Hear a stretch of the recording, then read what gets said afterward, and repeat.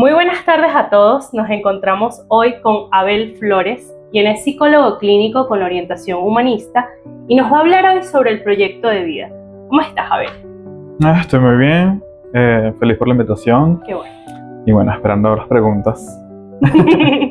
Bueno, hoy vamos a hablar un poco sobre tu práctica clínica y cuáles son los casos más comunes que te puedes encontrar a la hora de abordar este tema del proyecto de vida que es tan importante para todos, Okay. en especial los estudiantes, Ujú. que es como el tema principal de Estudiando con Di.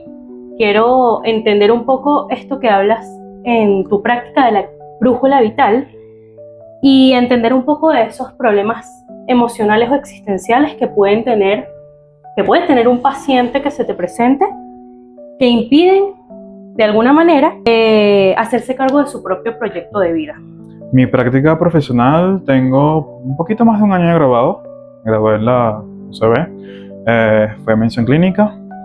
Sin embargo, creo que desde mi práctica como estudiante hubo cosas que resonaban conmigo que realmente le faltaban un poquito como al paradigma conductual, que es una rama de la psicología, digámoslo así. Okay. Y lo encontré en el humanismo, porque es otro paradigma que alimenta muchísimo lo que es la relación paciente o persona con el psicólogo, ¿sí? Que es un lazo que aunque pareciera que no, se ha demostrado incluso a nivel científico que también es factor de cambio para las personas, ¿sí? Tener como esa alianza terapéutica presente. Entiendo. Entonces me preguntaste un poco sobre esta frase de brújula vital, de calibrar mi brújula vital, o nuestra brújula vital. Esa frase la saqué de precisamente la terapia que más me gusta, o la terapia desde la que yo me paro para atender a las personas que acuden a mí, que es la terapia de aceptación y compromiso, que es una terapia contextual, una terapia conductual de tercera generación. ¿Qué pasa con que sea de tercera generación, o sea, una de las últimas? Que se acerca mucho a lo que es el paradigma humanista. Entonces es mucho, integra como estas partes que te dije que al principio faltaban. De tu práctica clínica. Sí, de la práctica clínica o de la visión conductual. Entiendo. Del ejercicio como psicólogo. Uh-huh. Entonces la brújula vital viene de mucho de saber qué camino estamos trazando en nuestra vida, pero con sentido y con conciencia. Esas son palabras súper claves aquí. Sí. Porque es eso, o sea, cuando una brújula no está calibrada, digámoslo así, es como está apuntando hacia cualquier dirección. Y estamos perdidos, porque si la brújula no está calibrada, no hay a dónde ir, no hay un norte, ¿sí? Entonces calibrarlo significa, bueno, ver ese norte, y ese norte solamente lo podemos ver desde esta práctica, puede ser conociéndonos a nosotros mismos principalmente, y nuestros valores, qué cosas son importantes para nosotros, ¿sí? A partir de allí nosotros tomamos acción y el panorama o ese norte se ve mucho más claro. Allí es como se puede calibrar esa brújula. Claro, y en ese proceso del conocimiento del norte hay muchas crisis emocionales y existenciales, que era lo que planteábamos con esta terapia de aceptación y compromiso. O sea, el aceptar también que esto va a suceder mientras encuentro mi camino a lo que yo quiero ser. Mira, no es nada fácil la tarea de descubrirse a uno mismo. O sea, porque, claro, uno a veces lo escucha la frase y es como, bueno, sí, qué fácil, pero ¿cómo lo ejecutas? ¿Sabes? O sea, ese autodescubrimiento no es una tarea fácil, y lleva su tiempo, y hay varios como principios que tenemos que tener presentes mientras lo hacemos, y uno de ellos es tal vez la autocompasión o el tratarse bien a uno mismo, porque no es fácil encontrar ese camino por uno mismo, ¿sí? Parte de lo que me comentas de esta terapia de la tercera generación es que, claro, ayuda a aceptar al paciente con todo el malestar emocional que implica en este proyecto, pero ¿cómo lo ayudas tú en tu práctica clínica a aceptar este malestar, aceptarse a sí mismo y entender que bueno, es una lucha contra todo lo que aprendió sin que se desvíe de sus valores? Porque hay una serie de valores aprendidos que ya se pueden ir desprendiendo de él mientras va orientándose a otra cosa, lo que realmente le gusta. Sí, bueno, antes de eso me gustaría hablar un poquito más sobre, tal vez, la base de todos los malestares según esta terapia, ¿sí? Es muy interesante porque se describe aquí como un solo trastorno, sin que sea como algo como una etiqueta, pero es como lo describen, en el cual estamos inmersos, que sería como ese malestar que es transversal a cualquier problema que tengamos, ya sea que una persona tenga depresión, ansiedad, o esté pasando por un duelo, esté pasando cualquier problemática. Aquí lo que describimos como el malestar transversal es como la evitación experiencial. Evitación experiencial. Eso significa simplemente que, bueno, no es simple, pero bueno. Me imagino, es bastante complejo.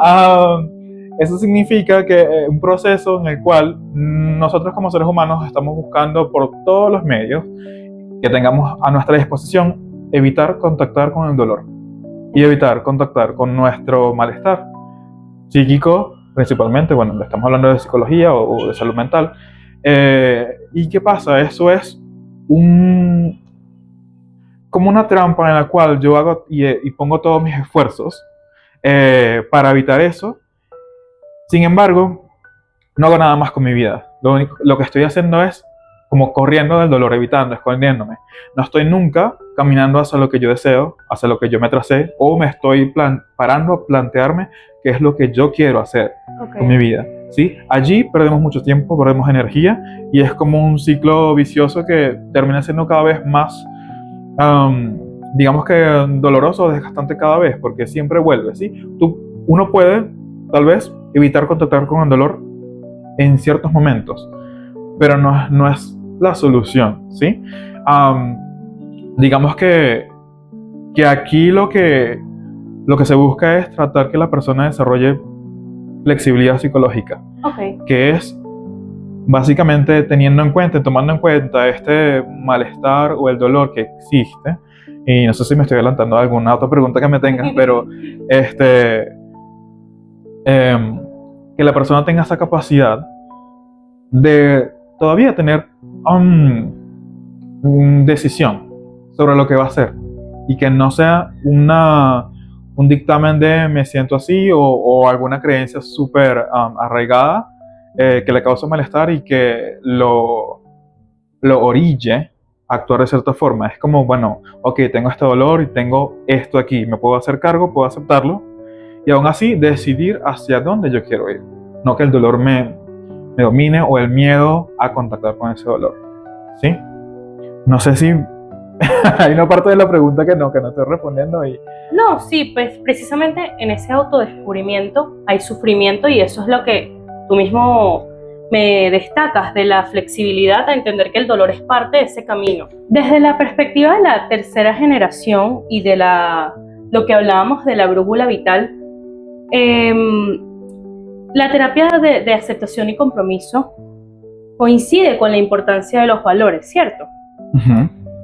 Me gustaría saber cómo trabajas para que el consultante distinga entre sus metas u objetivos finales y valores, que son las direcciones de vida que bueno, son constantes. Okay.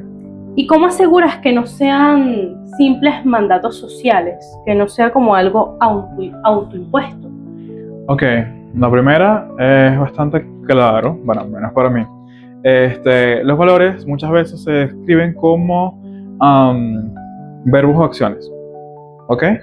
Es como, bueno, en el área académico yo quiero ser un estudiante responsable, o quiero ser un estudiante destacado, o en el área tal vez familiar me gustaría ser, y en primera persona, siempre yo.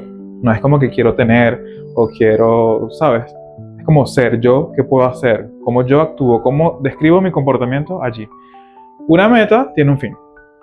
Un valor nunca tiene fin, ¿sí? Okay. O sea, un valor por eso es que es casi que la gasolina la base de nuestra brújula.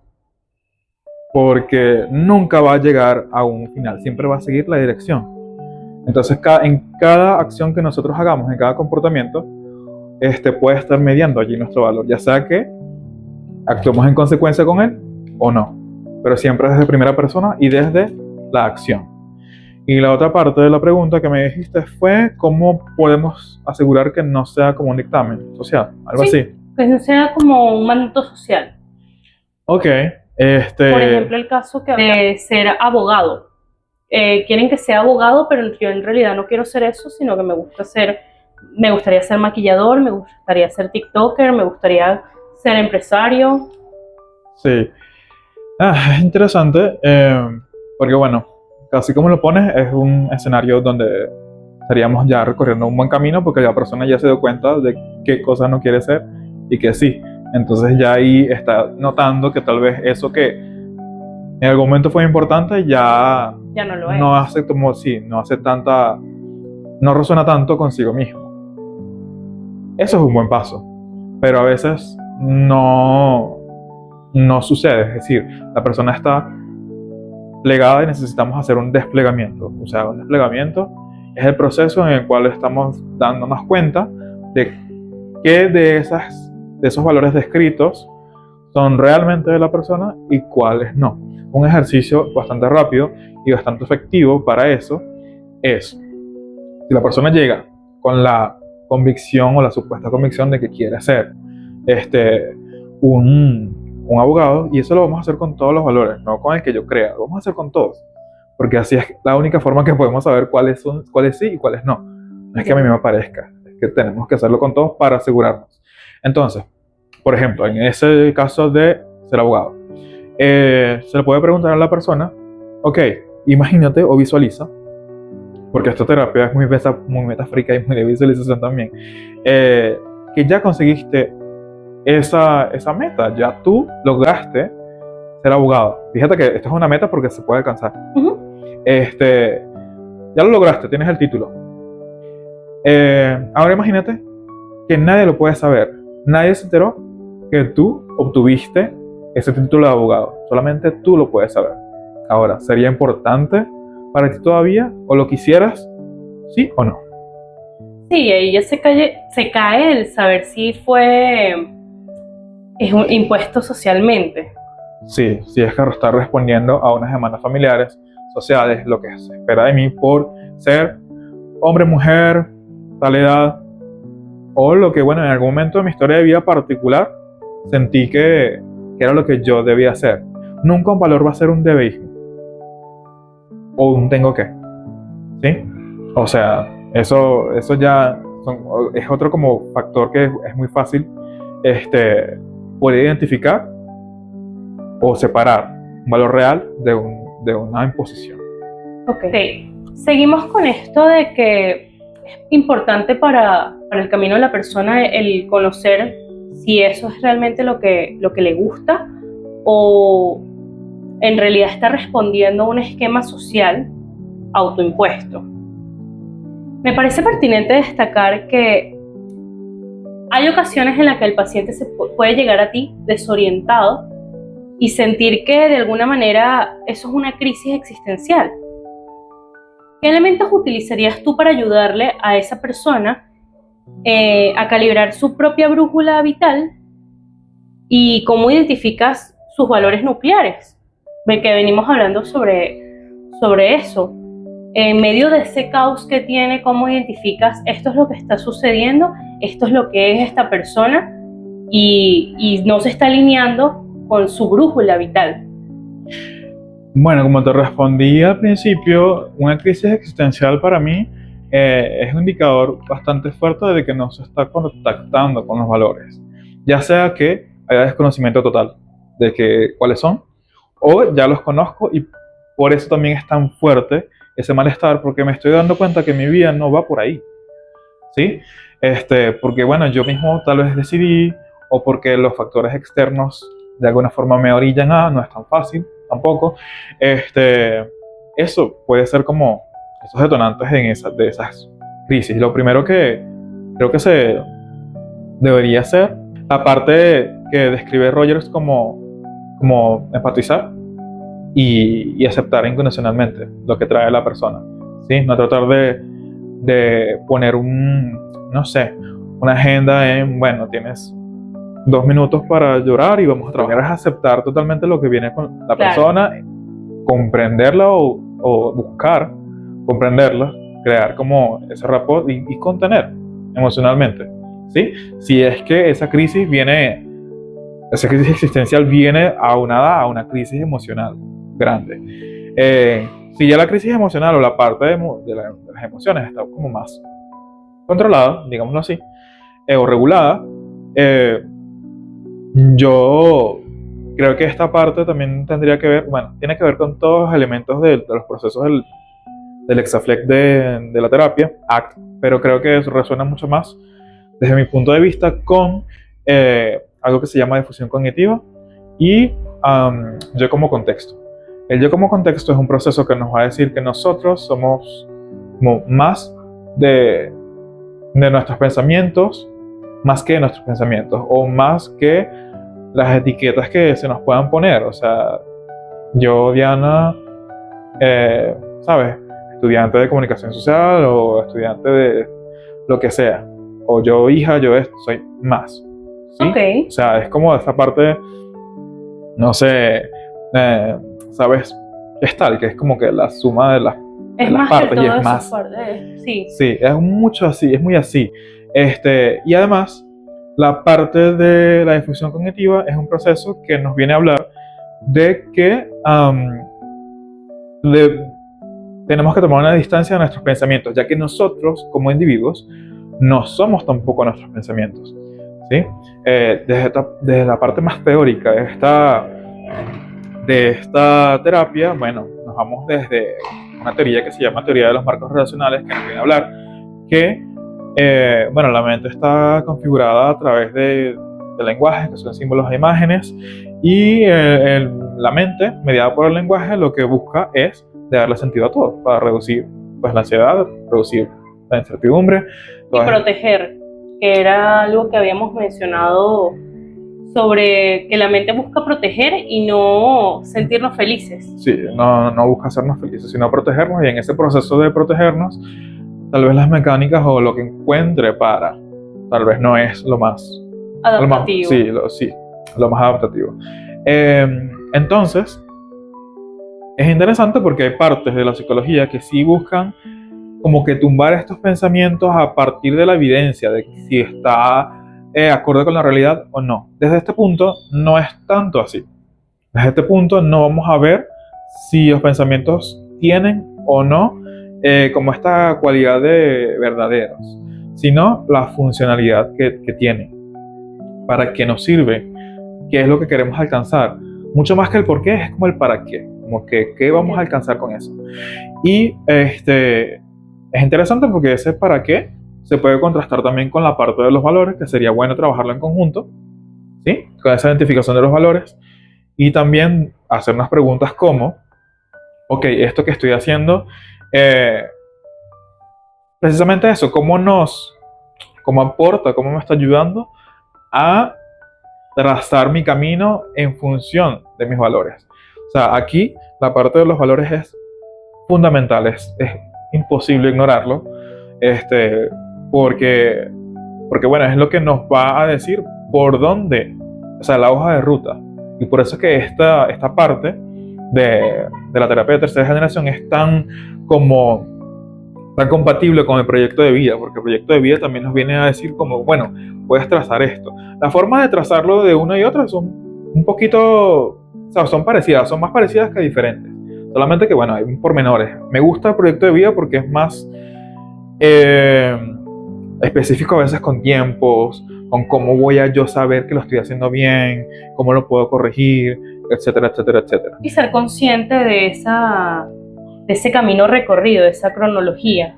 Sí, y saber que podemos ajustarlo y bueno, esto creo que no lo mencioné, pero también es importante para esta pregunta que me estás haciendo, que es rescatar como ciertos principios de esta terapia que tienen que ver con la autocompasión y el tratarnos bien a nosotros mismos como tratamos bien a los demás.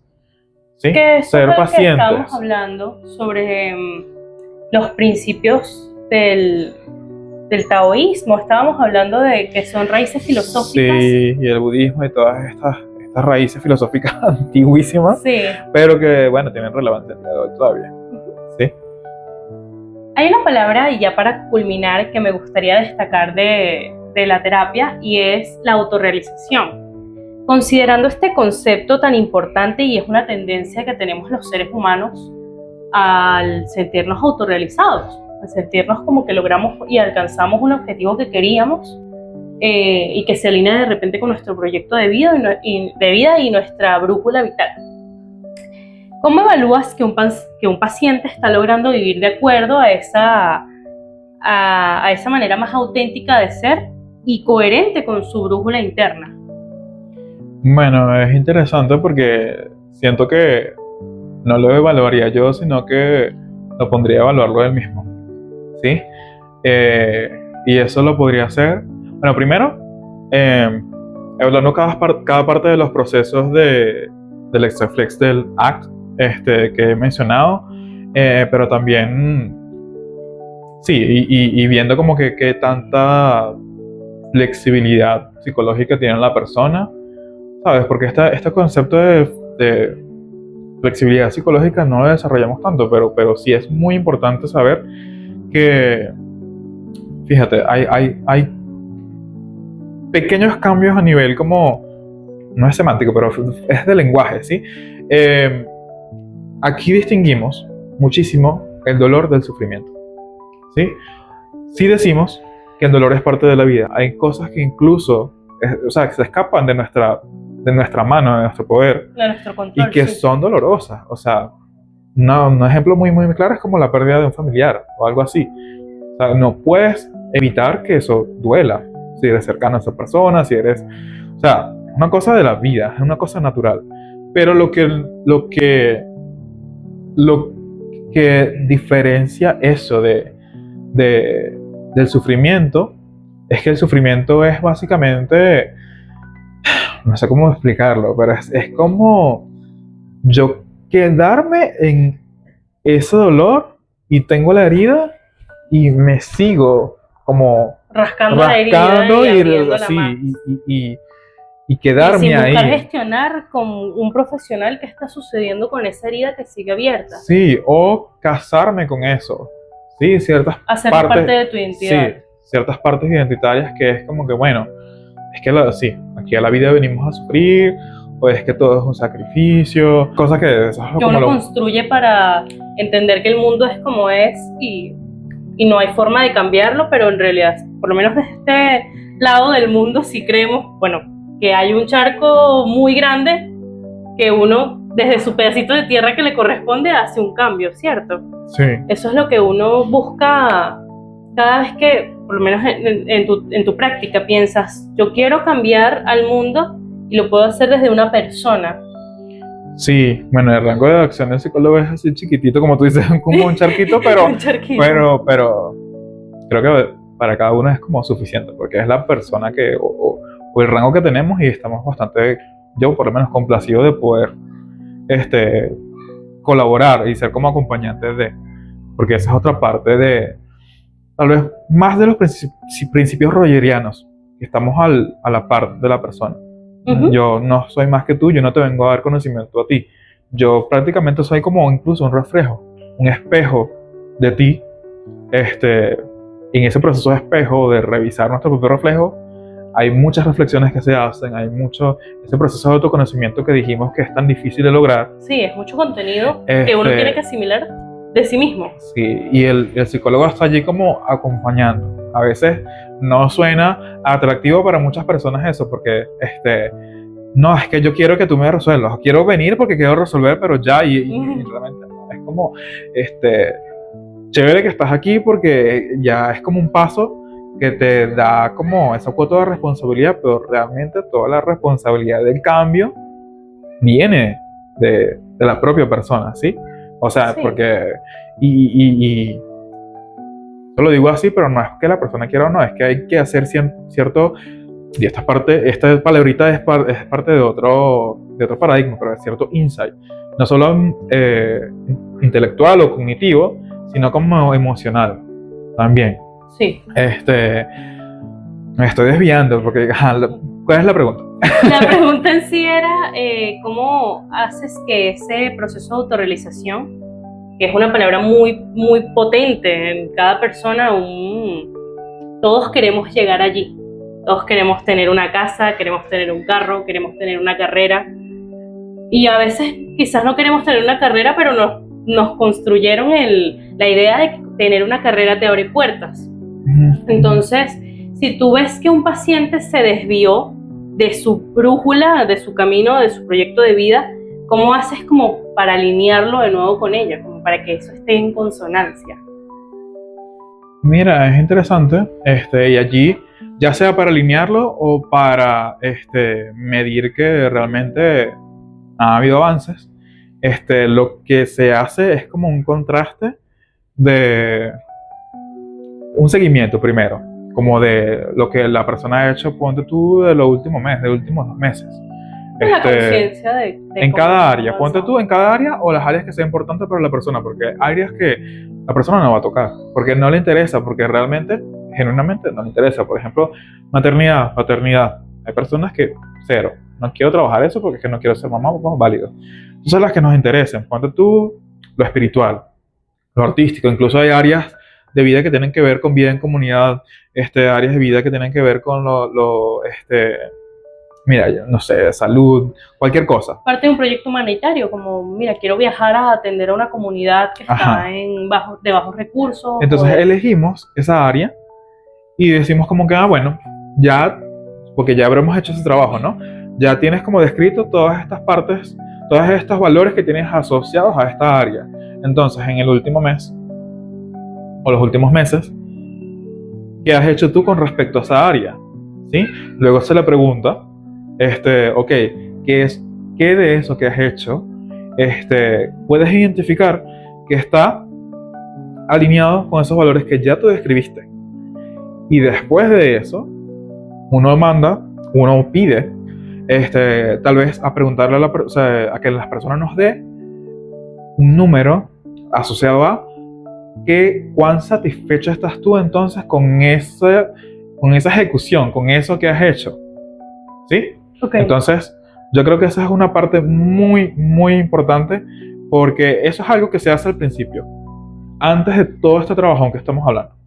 Entonces, una forma bastante chévere, yo digo yo, para contrastar, para ver si hay tal vez avances, o estamos en lo mismo, o hay otros problemas que se han presentado, es contrastar esa primera medición a la que viene después. ¿Sí? Lo ideal, si es que encontramos si es que encontramos o queremos ver el éxito, es que la satisfacción de la persona sea alta, ¿sí? No lo deseo yo en ese sentido. Y